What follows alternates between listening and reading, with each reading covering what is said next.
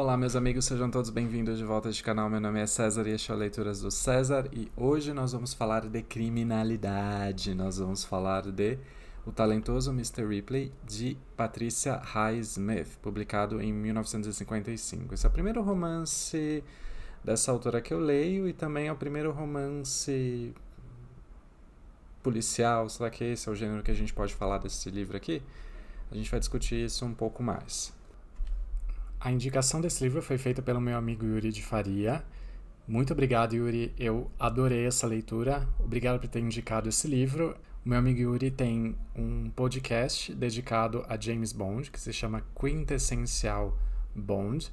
É um podcast sensacional se você interessa pelo universo de James Bond, tanto os filmes quanto os livros e também outros produtos relacionados a espionagem, como Missão Impossível, entre tantos outros. Então, se você gosta do tema, se você gosta de um podcast feito com bastante qualidade por alguém que entende bastante desse assunto, eu recomendo que vocês deem uma olhada, deem uma chance pro Quintessencial Bond. Eu tenho certeza que vocês não vão se arrepender.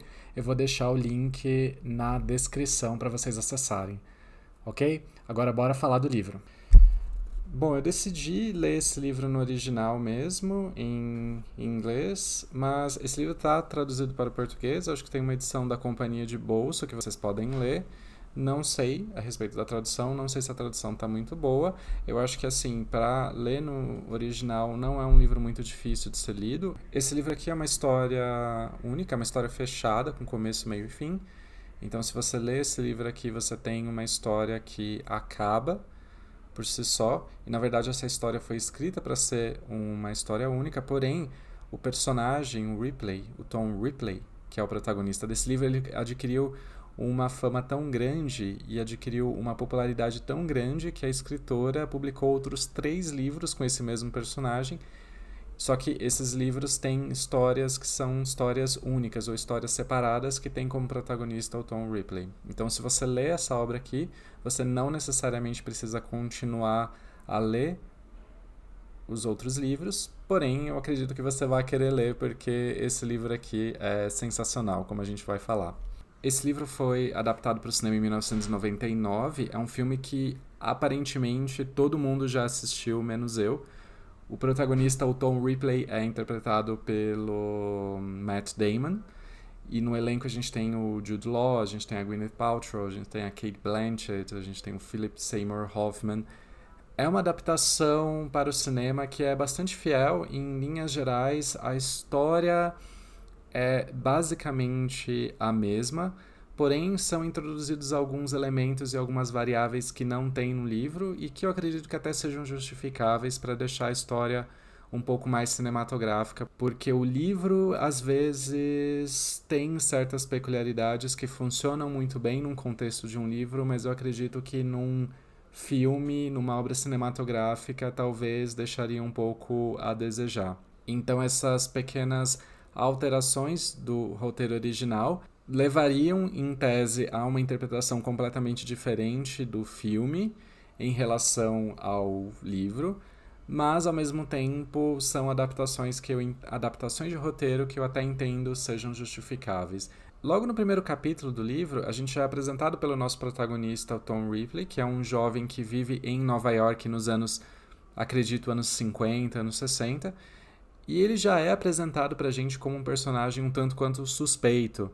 Ele está com uma certa paranoia de que ele está sendo perseguido por alguém, provavelmente alguém da polícia. Ele sabe que essa pessoa está pouco a pouco se acercando dele, que ele está estudando o comportamento do Tom Ripley para ver para onde ele está indo, o que ele está fazendo.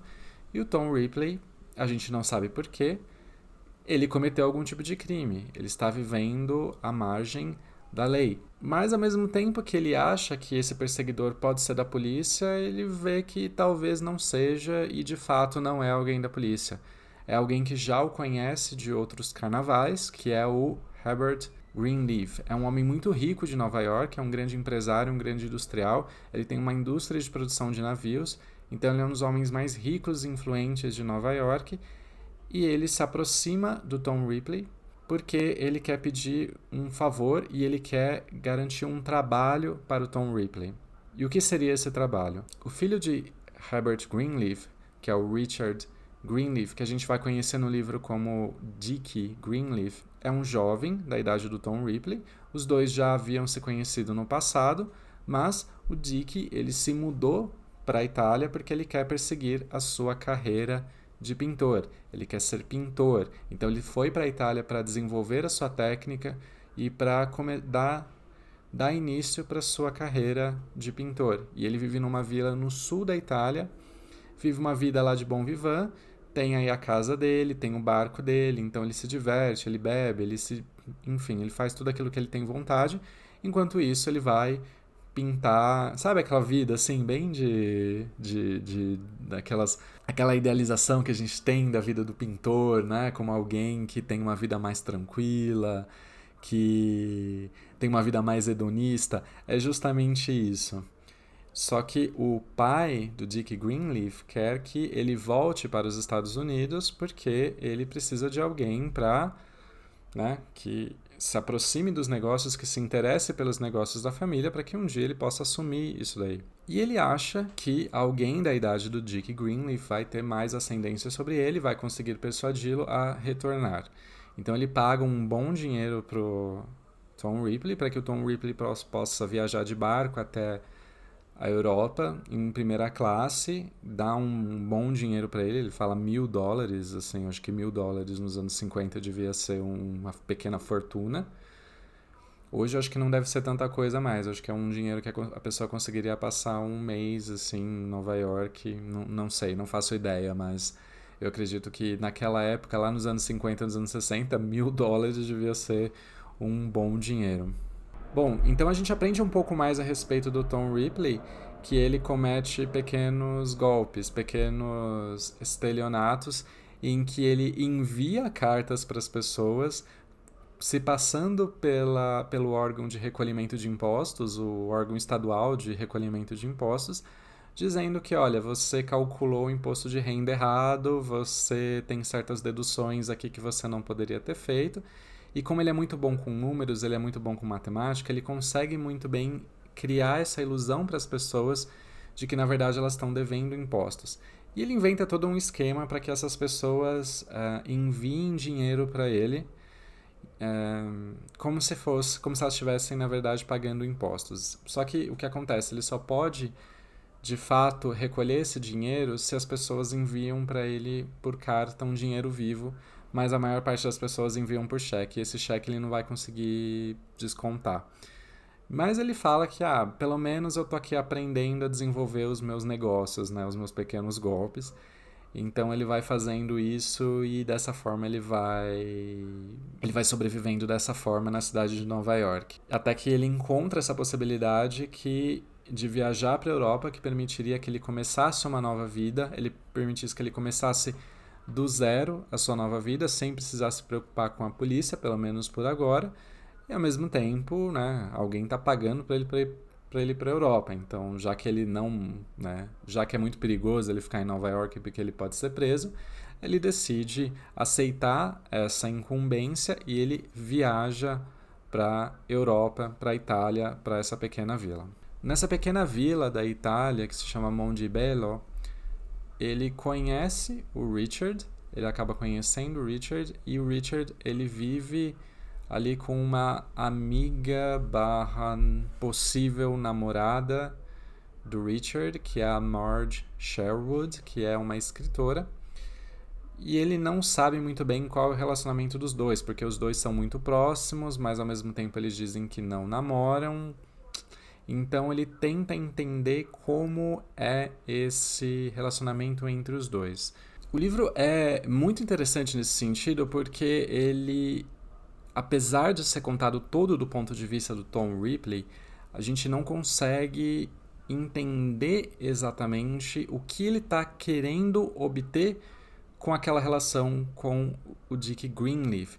Porque pouco a pouco ele começa a se imiscuir na relação do amigo dele com a Marge, e ele sente muito ciúme da proximidade que os dois têm, E ele, pouco a pouco, tenta se substituir a Marge naquele relacionamento. Então ele tenta, na verdade, roubar um pouco daquela afeição que o Dick Greenleaf sente pela Marge. E aí é aberta a interpretação. Você pode pensar que ele tem, de fato, um interesse romântico ou sexual, ou não, que na verdade o que ele sente em relação ao Dick Greenleaf é uma grande inveja e que ele na verdade gostaria de ser como o Dick Greenleaf.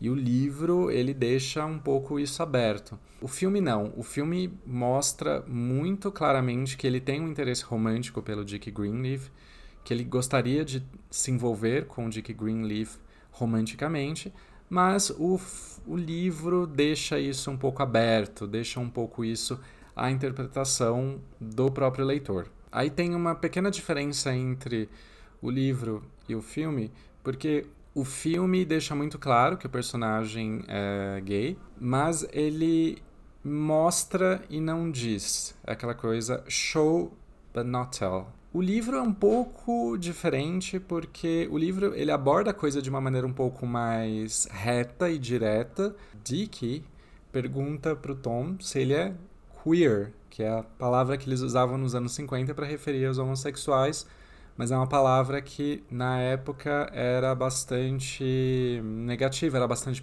pejorativa. Depois a palavra foi substituída para gay. Queer foi uma palavra que depois veio a ser incorporada com outro sentido que não é o sentido que a gente está buscando aqui. Então, quando ele pergunta, né, se você é queer, é no sentido de você é gay, e o Tom Ripley diz que não. Ele diz que não é. Porém, o que a gente vê do pensamento dele, o pensamento que ele está elaborando, é um pensamento extremamente obsessivo. E aí é que está o interesse do romance psicológico nesse caso, porque o livro recupera determinados acontecimentos da infância dele. O Tom Ripley foi criado por uma tia dele, que é uma tia que ele mantém um relacionamento muito negativo, e que era uma tia que destruiu completamente o senso de autoestima que ele tinha. Sempre colocava para baixo, falava que você é igual ao seu pai, o seu pai era um inútil. Essa tia causou um trauma tão grande nele, e é esse o trauma que justifica o comportamento do Tom Ripley na idade adulta. São esse trauma que ele tem, um trauma de infância, que é um trauma não trabalhado, que faz com que ele seja essa pessoa que tem essa obsessão por se tornar outra pessoa, enquanto ele tem um absoluto autodesprezo, ele tem um absoluto ódio de si mesmo, ele tem um ódio à identidade de Tom Ripley. E exatamente por causa disso ele adquire essa obsessão pelo personagem que é o Dick Greenleaf, que é a pessoa que ele gostaria de ser, a pessoa que ele gostaria de se tornar. E é nessa chave que você vai ver o que vai acontecer da página 80 desse livro em diante, até o final do livro, mais ou menos aí 260 páginas. É uma tentativa dele de emular a existência do Dick Greenleaf, de assumir mesmo a identidade dele. E aí começa uma segunda fase do livro em que ele vai querer assumir uma identidade nova e ele vai contando mentiras atrás de mentiras. Ele se envolve em mentiras que são extremamente perigosas e que são mentiras que na verdade são muito fáceis de serem verificadas. São mentiras muito ousadas que ele passa a contar para as pessoas, envolvendo todas aquelas coisas, todos os crimes que ele vai cometer. E aquilo vai num crescendo que você fica assim, como é que ele vai sair disso daí? Ele não vai conseguir sair disso, porque as mentiras dele são mentiras que são tão mal contadas e são mentiras que são tão facilmente verificáveis que ele não vai ter como escapar de tudo isso daí. Bom, e o livro me pegou bastante porque depois dessa página 80 eu fui completamente absorvido pelo suspense que o livro vai construindo, de como o Tom Ripley vai contando mentiras para encobrir as mentiras anteriores e como ele é um especialista nisso. Ele é um especialista em contar mentiras. Ele conta mentiras com uma naturalidade muito grande. Ele consegue fazer um acompanhamento perfeito das próprias mentiras que ele vai contando, porque ele se lembra que mentiras ele contou para certas pessoas, ele se lembra que mentiras ele contou para outras pessoas, Então ele conta a mesma coisa com várias versões, de acordo com a pessoa com quem ele vai conversar. Ele consegue manipular muito bem as pessoas para acreditar nele. E isso é algo bastante divertido. E eu acho que o filme, ele até um pouco satiriza essa coisa do livro. Eu não vou dar spoilers para vocês, mas em algum momento do livro, o Tom Ripley vai precisar se passar por duas pessoas diferentes para a mesma pessoa, para o mesmo investigador de polícia. E ele tá nervosíssimo, porque ele fez algumas alterações no visual dele, ele mudou um pouco os trejeitos dele, a maneira de falar, para se passar por duas pessoas diferentes para um investigador de polícia. Ou seja, veja como ele é ousado nas suas mentiras. Mas ele faz isso por uma absoluta necessidade, né? Porque se ele não tentar fazer isso, ele vai ser preso. E no final das contas ele consegue fazer isso e a gente fica meio assim, nossa, como que isso é possível? Como ele pode ter conseguido fazer uma coisa dessas? E o filme faz uma certa sátira disso no final das contas, porque o personagem do Matt Damon, Tom Ripley, ele usa óculos, a persona do Tom Ripley utiliza óculos, e em algum momento o Dick Greenleaf faz essa brincadeira com ele de pegar e colocar os óculos do Tom Ripley, e o Tom Ripley diz pra ele que ele parece o Clark Kent, e quando ele tira o óculos ele parece o Super-Homem. Então tem essa brincadeira, né, de que basta você colocar ou tirar os óculos que você se torna uma pessoa completamente diferente e irreconhecível para as outras pessoas. O filme não vai nessa direção, o filme ele não tenta fazer isso, porque eu acredito que no filme ficaria muito ridículo se ele fizesse isso. O filme acaba se distanciando um pouco do roteiro original justamente para dar um pouco mais de verossimilhança para a história.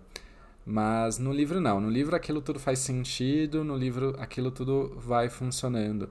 Então toda essa rede de mentiras que ele vai construindo, que deixa a gente num suspense tão grande, porque eu acredito que a maioria de nós não seria capaz de construir um complexo de mentiras tão grande para contar uma história para tentar se encobrir, porque elas não funcionariam, muito provavelmente essas mentiras não funcionariam. E aí a pergunta que fica é, será que o Tom Ripley, ele é tão habilidoso assim, ele é tão talentoso na sua arte de contar mentiras, na sua arte de personificar outras pessoas? Ou será que as pessoas em geral são muito manipuláveis, elas são facilmente manipuláveis? O livro mostra, no final tanto o livro como o filme mostram o comportamento de um sociopata, de uma pessoa que não possui uma identidade própria ou que odeia tanto a sua própria identidade que ele está disposto a fazer o que for preciso para que ele consiga adquirir um certo senso de satisfação pessoal, mesmo que isso envolva a destruição das outras pessoas ao redor dele. O filme é bom e ele introduz, na verdade, um novo personagem, que é a Meredith, que é interpretado pela Cate Blanchett, que é uma personagem que não existe no livro, e ela aparece logo no começo. E quando ela apareceu, eu já falei, isso aí vai causar uma implicação muito diferente. Que ela é uma nova variável que é introduzida no filme e que no final das contas ela acaba sendo uma personagem que vai definir o final, o desfecho do livro, que é um desfecho muito mais trágico que do livro. O livro, o final dele parece ser um pouco até anticlimático, de uma certa maneira, e que, na verdade, o grande plot twist, essa grande reviravolta que acontece, é que não necessariamente vai haver uma reviravolta.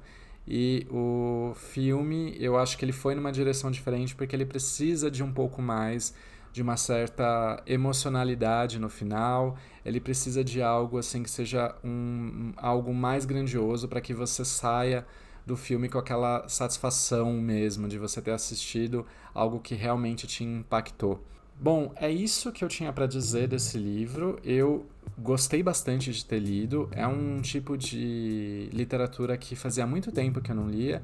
Eu cresci na minha juventude lendo muitos livros da Agatha Christie. Foi uma das autoras que me trouxe para o mundo da literatura, que me trouxe o hábito de ler. São leituras que acabam ajudando a gente a desenvolver o nosso gosto pela leitura. E eu espero nesse canal ler outros livros da Patricia Highsmith. Quero ler as continuações do talentoso Mr. Ripley. E se você quiser que eu fale desses livros aqui, se você quer que eu continue a tratar de outros livros também que tratam de crimes ou romances policiais, romances de investigação policial, me diz aqui no comentário um livro que você gostaria que eu lesse nesse canal, ok? Eu agradeço muito você ter assistido esse filme até o final. Eu espero que a gente possa se ver em outros vídeos deste canal também. Se você gostou, eu peço humildemente que você dê o seu like, que você se inscreva nesse canal e eu desejo a você boas leituras. Até a próxima. Tchau, tchau.